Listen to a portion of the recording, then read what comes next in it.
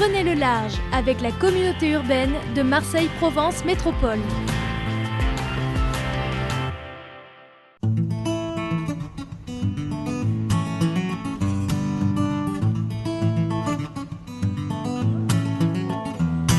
Bienvenue dans ce nouveau numéro de Prenons le large.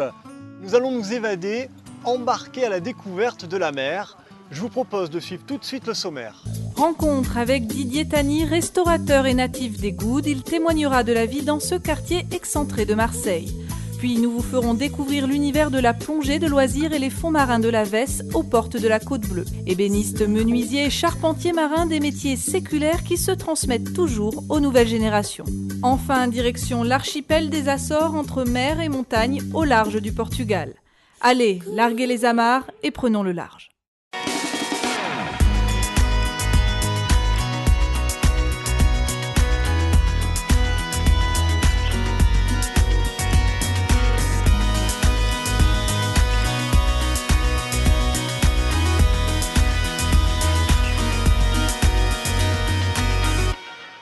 Nous sommes aujourd'hui avec Prenons le large dans le port des Goudes, un endroit qui semble être pagnolesque, mais qui fait aussi partie de Marseille, deuxième ville de France. On dirait qu'ici le temps s'est arrêté et pourtant c'est un endroit plein de vie que je vous emmène visiter en images. Regardez.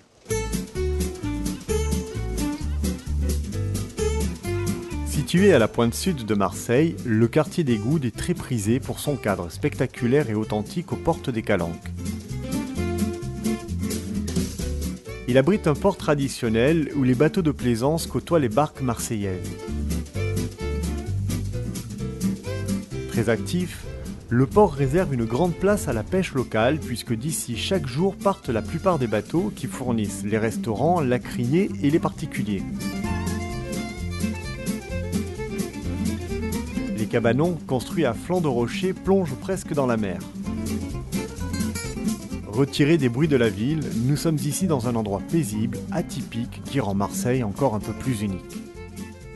Didier Tani, bonjour. Bonjour. Vous êtes notre invité dans Prenons le large, restaurateur, passionné de mer, navigateur.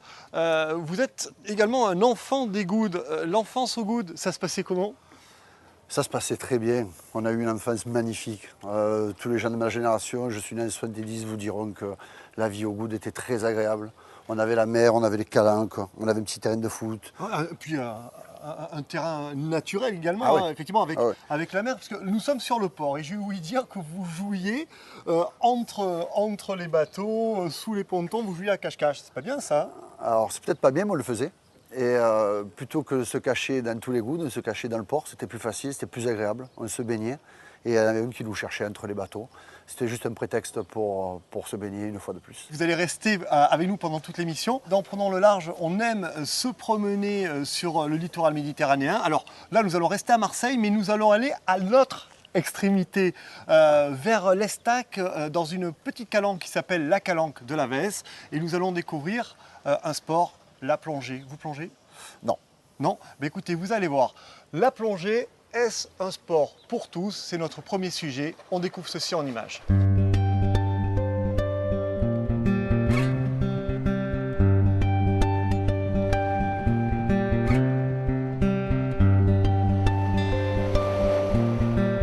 Nous sommes aux portes de Marseille et c'est là que nous avons rendez-vous avec Eric, moniteur de plongée, pour effectuer un baptême et découvrir un sport pas tout à fait comme les autres, la plongée de loisirs.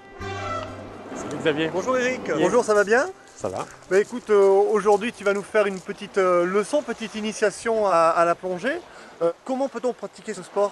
Pour faire un baptême, il n'y a pas besoin de certificat médical. On peut être accompagné d'un moniteur et venir découvrir le monde sous-marin. Bon, on va peut-être aller se changer et puis voir un petit peu la combinaison. Allez, viens, je te présente le matériel. Allez, ok. Donc voilà, je vais te présenter le matériel. Oui. Ça commence par une bouteille de plongée. À l'intérieur de la bouteille, c'est de l'air. C'est le même air que tu respires ici, mais il a été comprimé. La bouteille pèse combien de kilos en fait ? C'est à peu près 18 kg la bouteille, plus 3 kg d'air. Et comment ça se passe dans l'eau ? On coule alors ?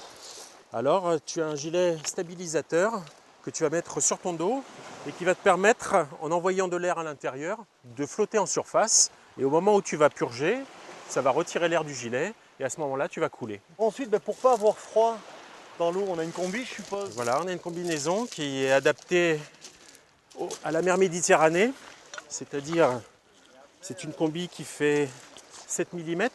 La sensation quand on est sous l'eau, parce que souvent on peut avoir un petit peu peur de se sentir oppressé. Qu'est-ce que tu pourrais dire pour nous rassurer par exemple? Pour vous rassurer, déjà de partir du bord de mer, c'est un bon moyen pour ne pas avoir le vertige.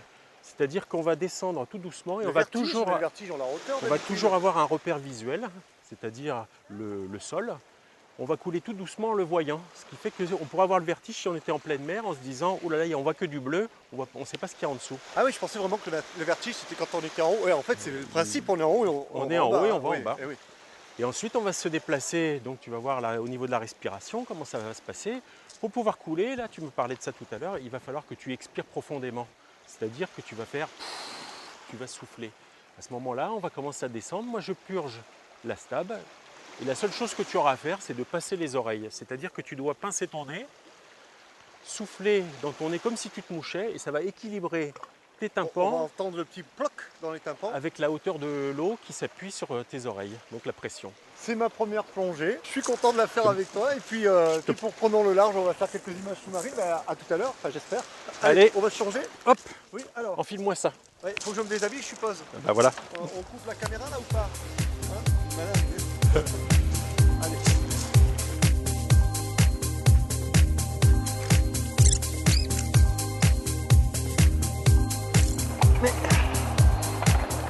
Mais les plombs vont nous servir à couler. Et comme moi je fais du poids, il y a du plomb. Voilà, t'es prêt Xavier? Ah, monsieur.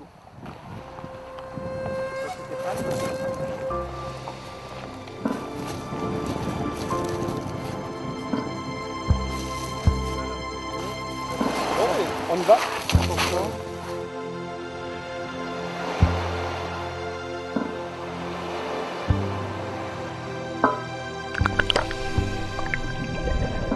Tout doucement, nous pénétrons dans cet univers mystérieux, la mer. À peine sommes-nous descendus de quelques mètres que nous croisons déjà les premiers habitants du monde du silence. Nous voici maintenant à environ 5 mètres de profondeur. Le sol est recouvert de posidonie, qui est une algue de couleur verte dans laquelle peuvent se cacher des oursins.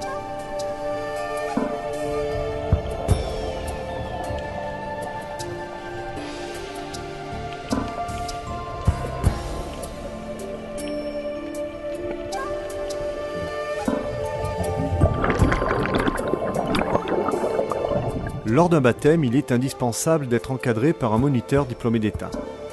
Il va nous apprendre les gestes fondamentaux, mais aussi à maîtriser notre respiration.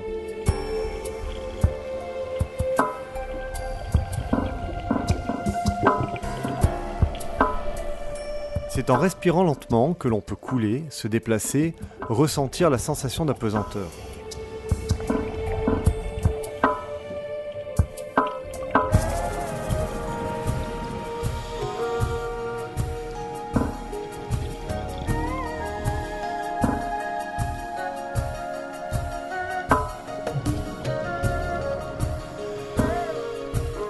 La plongée peut se pratiquer dès l'âge de 8 ans. Il y a ensuite plusieurs niveaux à passer pour nous permettre d'explorer les fonds marins plus en profondeur.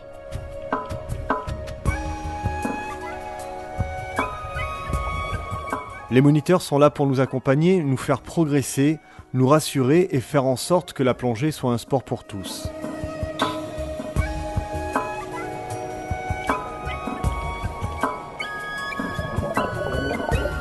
Lors d'un baptême comme aujourd'hui, nous descendons à 6 mètres de profondeur. Mais déjà nous sommes ailleurs, dans un autre monde. Nous avons cette sensation, malgré le fait d'être sous la mer, d'être libre comme l'air.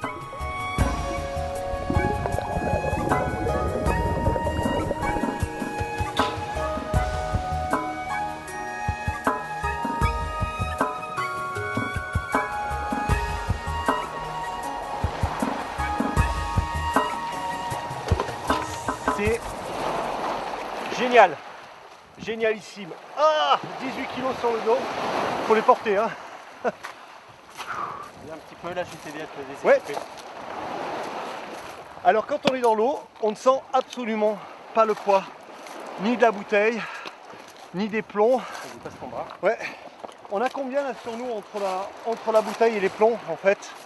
Là, c'est à peu près 25 kilos. 20, 25 25 kilos. C'est fou parce que dans l'eau, tu ne sens rien. Tu as vraiment cette sensation d'apesanteur. En fait, dès qu'on descend un petit peu, on a cette sensation d'apesanteur et de bien-être. Et en fait, on a l'impression que tout est naturel, tout est simple. J'aurais envie de dire qu'il faut démystifier la plongée. C'est-à-dire qu'on a peur de ce monde, on se dit qu'on ne va pas être capable. Alors que si on est accompagné par un moniteur, tu es tout seul avec moi, je m'occupe de toi. Tous les moniteurs qui ont passé leur brevet, ils savent tous, ils ont la même éthique. Ils vont vous faire couler tranquillement, ils vont vous faire respirer, ils vont détecter très rapidement si vous êtes aquaphobe ou pas. Et à ce moment-là, on peut s'approcher tout près des poissons, là, comme tu l'as fait.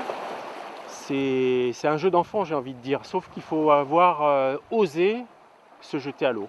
Merci Eric. Allez, merci Xavier, à bientôt. À bientôt. Ciao.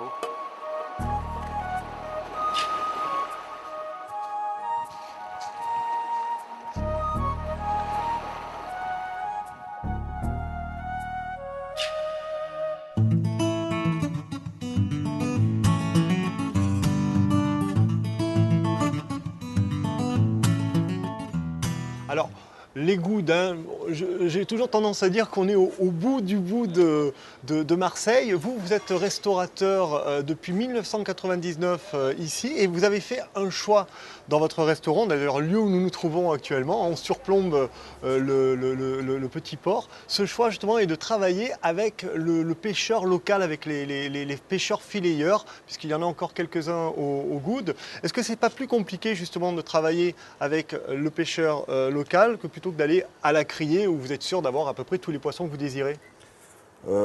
C'est pas si sûr que ça, déjà.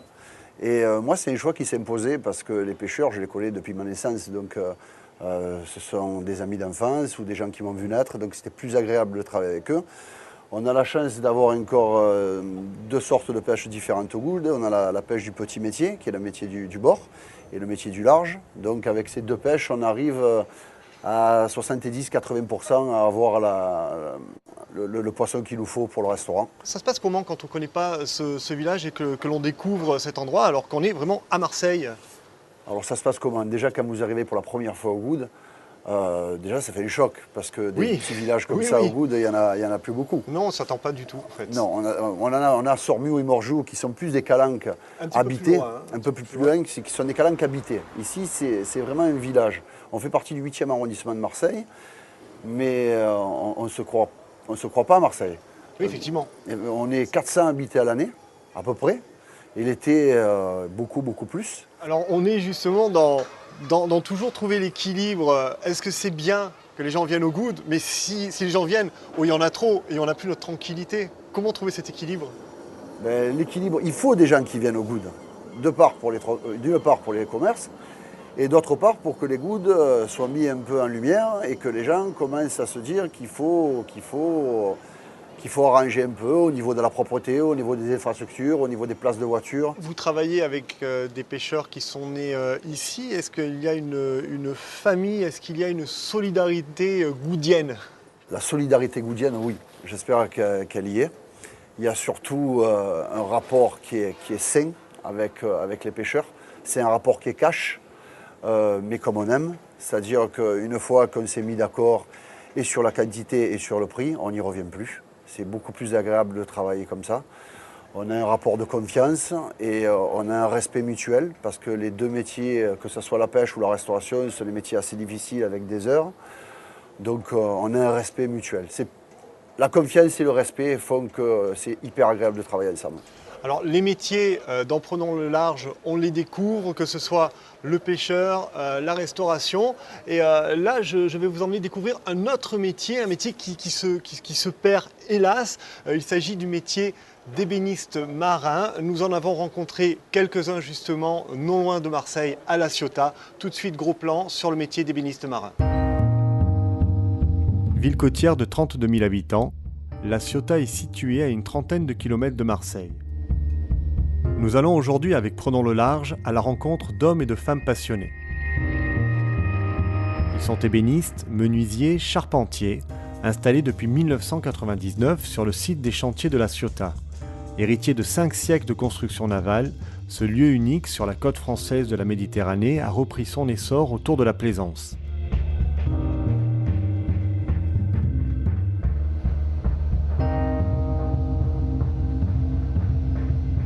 C'est ici que nous allons découvrir le métier d'ébéniste marin.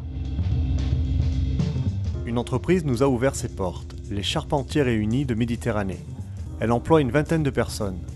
Chacun met du cœur à l'ouvrage, à la construction ou à la rénovation de bateaux en bois, qu'ils soient modernes ou classiques. La formation pour devenir charpentier de marine dure 2 ans. Les jeunes sortent avec un brevet professionnel leur permettant d'exercer leur métier. Rencontre avec Michel Tarez, directeur de l'entreprise. L'activité concerne tous les corps de métier nécessaires aux travaux des voiliers, navires à moteur, etc. Ça va du carénage à l'agencement intérieur et aux interventions sur le pont. Ça représente à peu près, on dira, 50% de notre activité. L'autre 50% est vraiment axé sur des bateaux traditionnels en bois avec une restauration complète de A à Z, de la quille jusqu'à la tête de mât.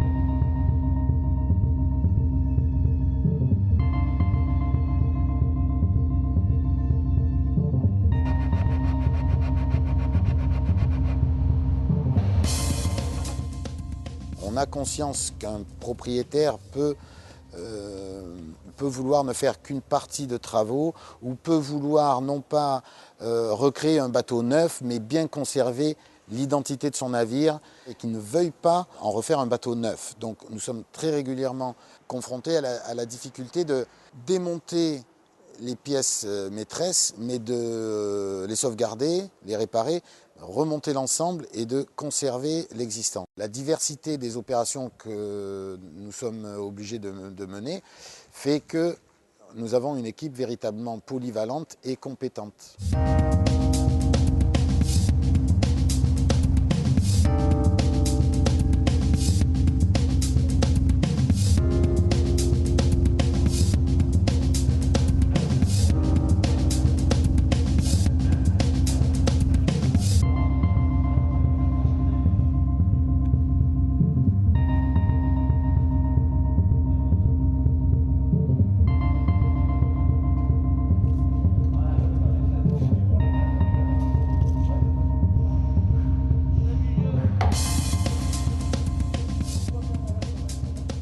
Je pars du principe que tous les bateaux, le jeu en vaut la chandelle.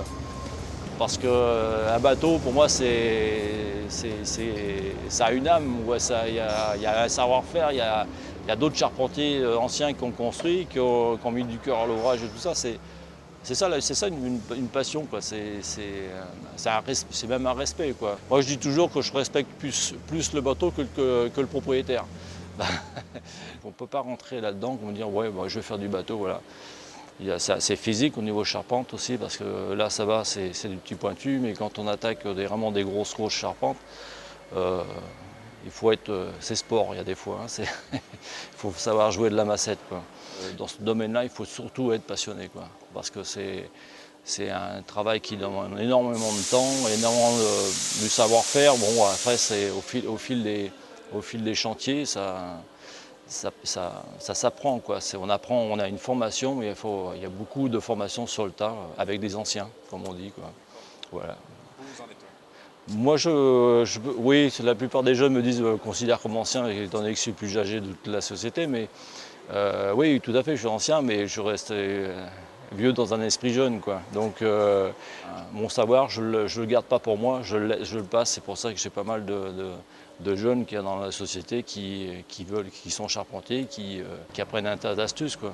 J'ai commencé à travailler dans les bureaux et ça ne m'a pas attiré plus que ça, vraiment concrètement dans le quotidien, dans l'utilité du métier que je voulais faire. Donc je me suis rapprochée de quelque chose de manuel et le bois parce que je trouve ça super, tout simplement. Pourquoi c'est super? Parce que c'est une matière vivante et puis on transforme la matière et puis ça fait, je sais pas, ça Après, ça dure dans le temps, c'est agréable à travailler, ça sent bon. Eh ben, c'est un petit canot automobile Chris Craft, donc marque américaine, fabrication américaine, de 1961. Donc on a entièrement reconstruit, je dirais, de A à Z. On a gardé que la charpente axiale qui était encore en bon état. Voilà, donc équipé d'un petit moteur V8 de 1959. 185 chevaux. Ça fait déjà 6 ans qu'on est dessus avec Grégory à temps perdu, à peu près 2500 heures de travail. Et là, on touche le but, le moteur tourne, tout est en place et on espère être à l'eau pour les régates à La Ciotat là, au mois de mai.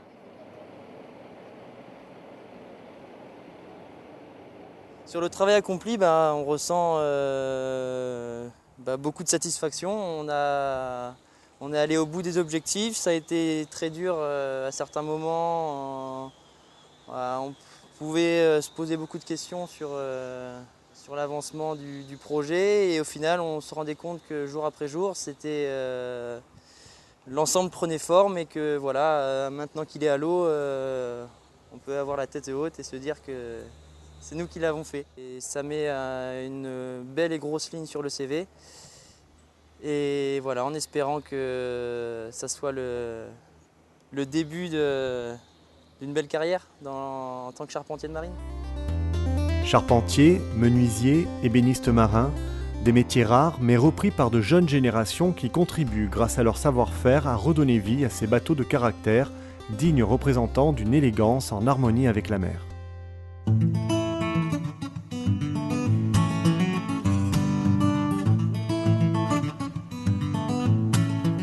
Retour sur le port des Goudes en compagnie de notre invité Didier. Vous me disiez pendant le reportage que vous avez vous-même côtoyé des charpentiers marins. Oui, j'ai un ami qui faisait ça. Il recordait les bateaux, il reclouait les bateaux, les barques de pêche au Goudes. Recorder les bateaux? Recorder les bateaux, c'est l'étanchéité des bateaux. C'est entre les deux planches, on met de la corde et ça rend le bateau étanche. Est-ce que par exemple, il pourrait travailler sur les bateaux, justement sur les barques de pêche que nous avons devant nous? C'est plus qu'un exemple, puisqu'il a travaillé sur certains de ces bateaux, qui sont des bateaux qui appartiennent ou à des retraités pêcheurs ou alors des passionnés. Mais, faut être passionné, ça demande beaucoup d'entretien? Ça nécessite un entretien. Une barque marseillaise, s'il n'y a pas d'entretien, elle ne survit pas. Ce sont des bateaux qui sortent, hein, ces gens-là vont se promener, très souvent. Ils sortent maintenant plus en plaisance et en famille, mais ils sortent très souvent. Ouais. En tout cas, c'est une belle pointe de couleur dans le port de pêche des Goudes. Hein. Ah ben oui, surtout les bateaux de passionnés, comme mon ami Jean-Claude, qui a un bateau qui est magnifique, très vieux, mais très bien entretenu. Je le connais très bien, c'est un maniaque. Et regardez son bateau, il est splendide. C'est vrai qu'il est superbe. Alors nous allons voir d'autres bateaux, puisque dans Prenons le large, nous avons pour tradition de partir, mais de partir loin, loin, loin. On va aller à peu près à 4000 km, au beau milieu de l'océan Atlantique, et je vais vous emmener découvrir un archipel. On connaît l'anticyclone, on va découvrir les îles des Açores. Regardez, c'est dans Prenons le large.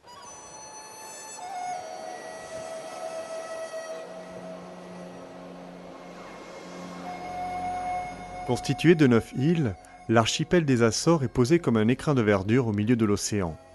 La plus grande d'entre elles se nomme São Miguel et compte environ 150 000 habitants. Les Açores sont des îles portugaises.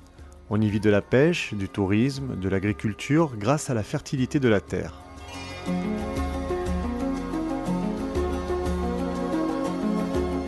Situé à 1400 km des côtes portugaises et à 4000 km du continent nord-américain, les Açores étaient un point de ravitaillement pour les avions effectuant les traversées transatlantiques dès le début de l'aviation civile. Depuis peu, le tourisme a pris une place prépondérante dans l'économie insulaire, faisant de l'archipel la destination écotouristique par excellence. D'origine volcanique, ces îles nous offrent des paysages contrastés à couper le souffle. Entre mer et terre, nous passons en quelques kilomètres de la côte escarpée à des paysages de montagne composés de lacs, prairies et sommets vertigineux.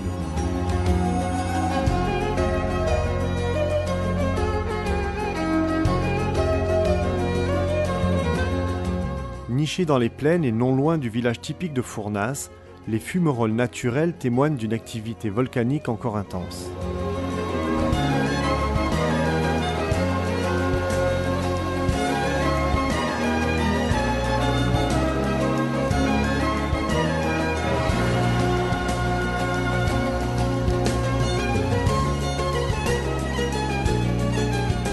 Mer, montagne, forêt tropicale, cet archipel est un exemple de biodiversité, une véritable promenade au parfum bucolique.